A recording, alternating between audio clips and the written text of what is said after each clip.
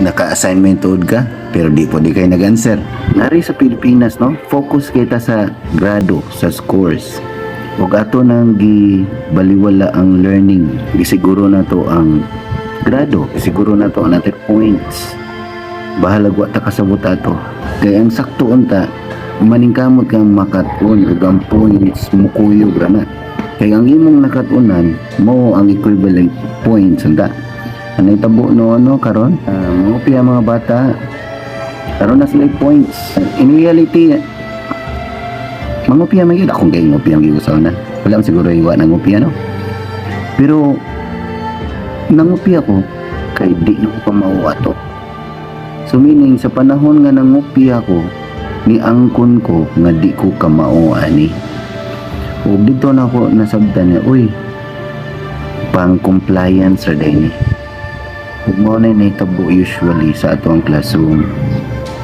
Na usa pa ko na ning kamot pag high school naman nga di ko ganan mangupya. And sa eskwelahan murag na practice na no karon lately ako nabantayan. Mas na practice ang pagpangupya kaysa pagkaton. So ako nga nagyan na mag-usap sa akong classroom. Pag sa akong gibuhat, di na ako exchange. Akong pranggahan ako mga bata, ay kay check sa imong notebook, kay check sa imong papel. Ay gi-exchange. Kay bisan pag-exchange na, kung manikas gid ang bata, makapanikas gid siya. Antikasan, matikasan yun. Para gunas, bisan pag gikandado na napanay security guard yung bahay, napanay hero yung bahay, kung ganahan yun mangawat ang kawatan, makapangawat gid na siya.